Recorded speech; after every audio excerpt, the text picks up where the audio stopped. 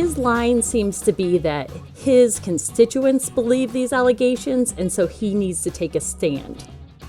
Josh Hawley announced last week that he would challenge Congress's certification of the presidential election. That set off a firestorm. There's a history of members of the House sort of throwing out these challenges. That's not new, and that's happened on both sides. But what is unusual and almost unheard of is getting a member of the Senate to join in on that. This year's election has been unusually contentious, but Hawley was the first senator to join House members in making such a declaration. He is really stepping out on a limb. I'm Sarah Fensky. This is St. Louis on the Air.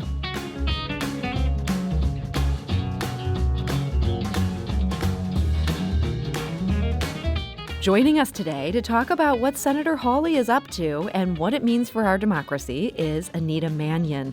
She's an assistant professor of political science at the University of Missouri, St. Louis. Anita, welcome. Thanks for having me. So Congress had been set to certify the results of the presidential election tomorrow. That's January 6th. How did Hawley's declaration affect that?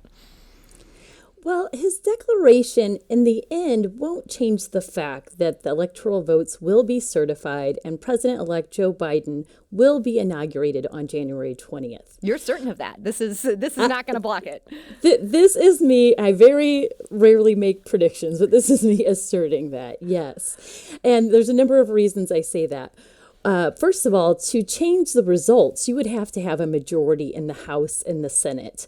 And the House has a Democratic majority that is not going to support this action. And a number of Republican senators have come out and said they're not going to support this action.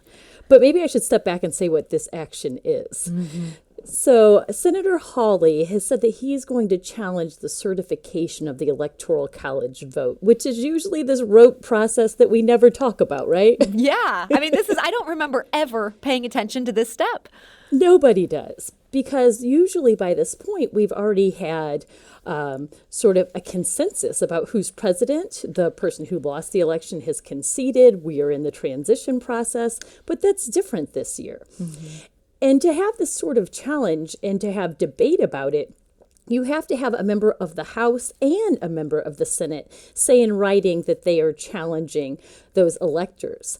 And in the past, it's actually been fairly common for members of the House to voice some objections, but it is rare and almost unheard of to get a member of the Senate to join into that. So by Hawley opening up this door in the Senate to say, yes, I'm joining in what the House is doing, what does that mean for this process? Will it remain a pretty rote process, or is he going to be able to make his case? It will give him and others 5 minutes each. So for each state they object to, there'll be a 2-hour debate, one for the House and one for the Senate, in which members of Congress will have 5 minutes to assert their position. So it might not be the most cohesive debate or sort of hearing, but it will give folks an opportunity to state their case for 5 minutes for each state that they challenge. What it will also do is probably drag this process that will start tomorrow afternoon on for a very long evening for members of Congress. And so is it only the challengers who are out there making their case? Is there going to be some sort of rebuttal to what they're throwing out there? No, others will have an opportunity to make their case as well. And then what it does, it is going to, and one of the reasons that Senator Mitch McConnell was opposed to this sort of challenge, is it's going to force a vote where particularly members of the Senate, Republican members of the Senate, could be put in a difficult position where they have to vote to accept these certification results or not. And for some, this can be seen as a loyalty test for President Trump. So this is something that the majority leader desperately wanted to avoid. This is Mitch McConnell. Why do you think Hawley decided to buck him and go ahead with this challenge, opening this door to this whole rigmarole? Hawley has shown himself in his very short tenure as a senator to be one who has been successful at making a name for himself on the national stage. This contributes to that. He's being covered by every major news outlet across the nation. It also gives him an opportunity to align himself with President Trump, which he has consistently done, even when that's in opposition to the party line. For example, those $2,000 stimulus checks that both Hawley and Trump supported, but the majority of Republicans did not support. So does Mitch McConnell now have the ability to get back at Hawley? Obviously, Hawley has, he's done something here McConnell didn't want him to do. Could he face repercussions for this within his own party? It's possible, but I think more so Hawley is seemingly positioning himself for a 2024 presidential run, or at the very least falling into maybe a vice presidential slot. And so while party leaders could go against that, they might be hesitant if he has the blessing of Donald Trump, because although President Trump will be out of office on January 21st, he's not going to lose his voice and his influence over a big segment of the Republican Party. As long as he has his Twitter handle, and as he calls it, Trump media, he will be able to continue to influence voters and thus the party. So Hawley may be untouchable to a certain faction of Republicans by virtue of this move. I think that's right. And I think that he's really tied himself less to sort of a traditional conservative orthodoxy and more to that Trumpian populist orthodoxy. And so I think that he's going to continue to use that to differentiate himself from other Republicans. So let's talk a little bit about the substance of what Hawley is up to. And I guess the first question is there any substance? Has he made any sort of case that, I guess he's challenging one state. Is that correct, Pennsylvania? Well, I think they plan on challenging several states, but Hawley is sort of zeroed in on Pennsylvania. But I think that there's several, Michigan, Pennsylvania, several states we'll see when they ultimately take this vote tomorrow. But I think several of the swing states they will challenge. But he is really stepping out on a limb and showing himself to sort of take this different position that's in opposition with a number of Republican leaders. We saw John Danforth from Missouri and Wagner from Missouri criticize this. I think when you ask, is there any merit to it, Senator Hawley has been pressed to say, do you think that President Trump will be president on January 21st? And he is not in any way committed to that. His line seems to be that his constituents believe these allegations, and so he needs to take a stand. So sort of the classic, I'm just asking questions here. That's the pose he's going for? That's right. He said this is his opportunity to have these concerns heard on behalf of his constituents. Now, of course, a large number of constituents believe these baseless claims about voter fraud because the president and others have continued to spread them. So I think Hawley is sort of trying to walk a tightrope there. He does note that Democrats have objected to certifying past elections. I believe he cited 2004 and 2016 as a time when Democrats pulled a similar maneuver. Does he have a good point with that? He's not wrong on that. There's a history of members of the House sort of throwing out these challenges. That's not new, and that's happened on both sides. But what is unusual and almost unheard of is getting a member of the Senate to join in on that. Because without a member of the Senate chiming in, then you don't have this actual pause and debate and challenge like we're going to see tomorrow. And so in 2004 was the rare exception to that when you had Senator Barbara Boxer, who's a Democrat, go ahead and join members of the House in a challenge. They challenged just Ohio, but I would say, so Senator Hawley is correct in that. I would say the difference is that at that point, John Kerry had long ago conceded the race for president. So there wasn't an actual dispute as to the election results.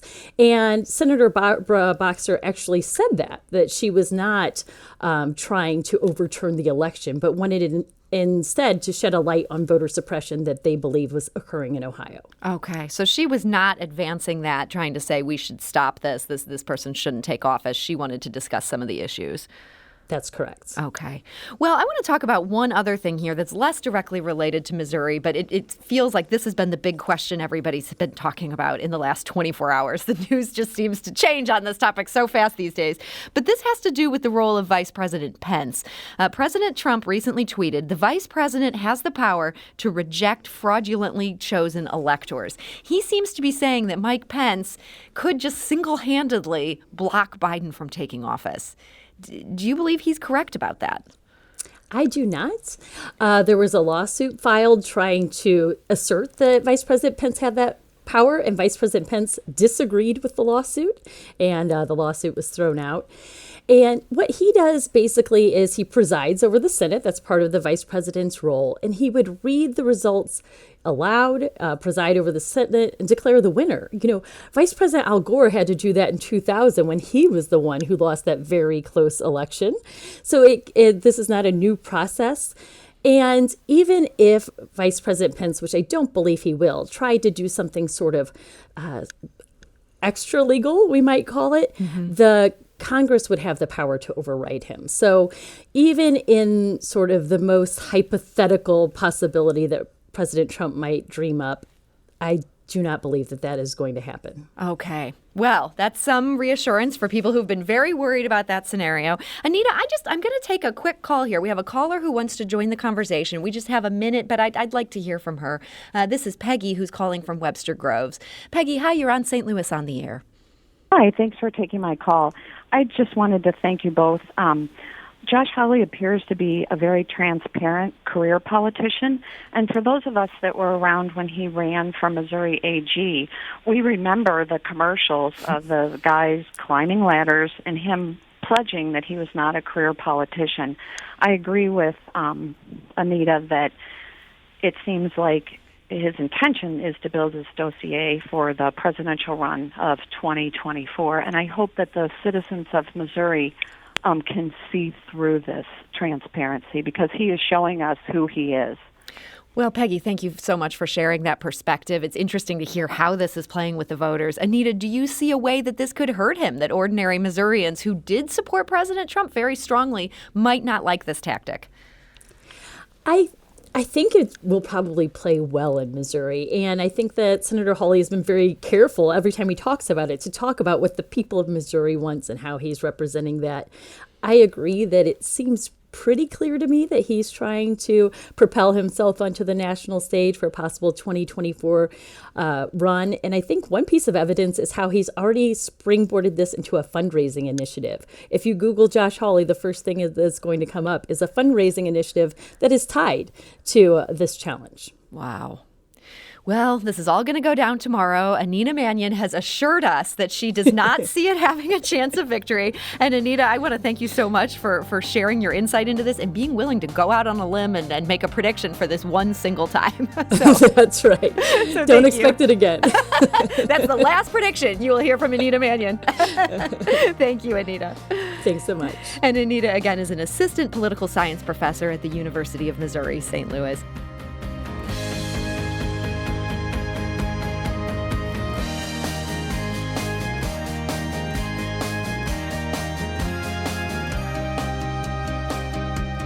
If you learned something new from today's episode, consider leaving us a review and rating on Apple Podcasts on the App Store. It's the easiest way to help people discover our show. We appreciate it. Thank you.